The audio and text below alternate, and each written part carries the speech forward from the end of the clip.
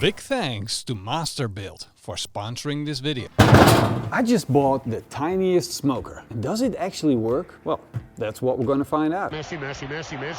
And to do a proper test, I'm going to be cooking something that is difficult to cook and to get perfect. I'm talking about one of the holy trinity pieces of barbecue meat. Not the ribs, not the brisket, no, the pulled pork. And I selected my favorite cutter of pork. This is a part of the neck, and the pork neck is a really tasty, and it's the perfect thing that you're going to use to make pulled pork with. And the reason why is because it's got great amount of intramuscular fats, loads of seams and things that are going to turn nice and jelly and juicy, and is going to make your pulled pork very tasty. How do you know if you have the perfect pulled pork and the perfect smoker? Well, you can tell by the delicious crust that sits on the outside, the smoke ring and smoke flavor on the pork, and third, and most important, is the flavor of the pulled pork. And that's what we're gonna work on right now. I'm making a marinade out of 3 garlic cloves, sliced up, 1 whole onion, the zest of a lime, and of course the juices too, followed by our magic ingredient, sambal oelek.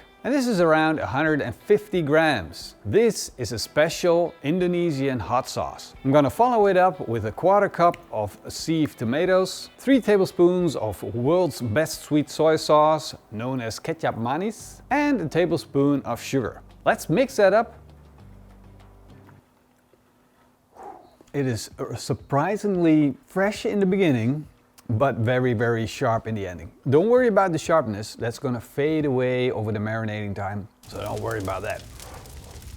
With the marinade done, it's time to put the pork in the marinade and make sure that that marinade gets everywhere. Just soak it in, let it be completely covered, and then set it in the fridge for 24 hours. We have the flavor of the pulled pork covered with the marinade. Now we need to take a look at the actual barbecue to get us a crust and the smoke flavor. Now, of course, I was talking about the smoke ring, but that's just a telltale sign of having good smoke flavor. But not all smoke flavor comes with a good smoke ring. Keep that in mind, it's very important. You may have good smoke flavor without a smoke ring. What this barbecue is going to do, we'll find out. Let me first show you how this actually works. This is a true offset smoker. Here you have the burner chamber, and this is the offset area. And unlike an offset smoker, you have a dial to control the temperature with. Because this offset smoker runs on charcoal. First thing that I'm gonna do is plug in. This is the cord that it comes with, which if you're camping or if you're outdoors, you can just go to the outlet, plug it in. It's really long, but if you're nowhere near a plug or an outlet, then you have this. And I'm not supposed to show you, but this is the biggest secret of this barbecue. Because this barbecue, besides being able to plug in, also runs on batteries. Yeah, a barbecue that runs on batteries. You can just bring this thing along, let it run on batteries, and this is going to run for at least 3 hours on batteries. Open the charcoal chamber, take out the bottom grill grate, put in a fire starter, light it up, put in charcoal, add a chunk of smoke wood, close the charcoal chamber, close the lid, and dial it in to a smoking temperature of around 110 degrees Celsius. Now I got everything going, I got the back vent, and I want it almost closed to keep the heat inside and not to waste too much energy and have the fan running all the time. Now the smoke from the wood is coming when the charcoal's fully lit, and as you can see, we got plenty of smoke, and that means it's time to put our pulled pork on. So I'm taking my 24-hour marinated pork out of the marinade, and I'm going to leave that marinade on. But if you see through the marinade, you can see that the acidity in the marinade really got into that pork. I'm going to place it on the grill grates.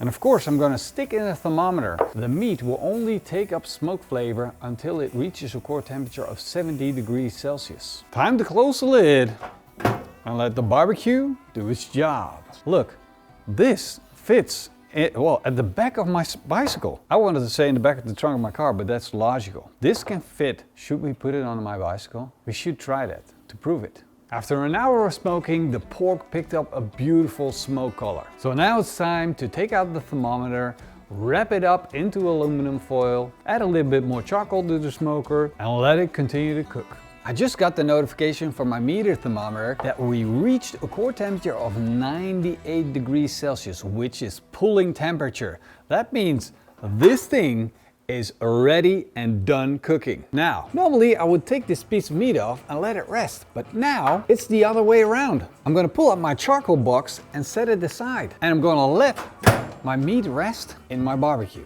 Because in the meantime, you and me, we're gonna make a sauce. Put on my Scotch-Brite pan, drizzle in a little bit of oil, press in 3 cloves of garlic, 1 whole onion, fry that up until the onion's glazy, 1 tablespoon of sambal oelek, and if you don't like it hot, just take half a tablespoon, that will be more than enough. And when that hot sauce turns from a dark red to a light brown, you know it's time to add the tomatoes. And this is about a cup of sieved tomatoes. After that, add 4 tablespoons of sweet soy sauce, a tablespoon of sugar, the juice of a lime, and a teaspoon of grated ginger. Mix that up and make sure you test it.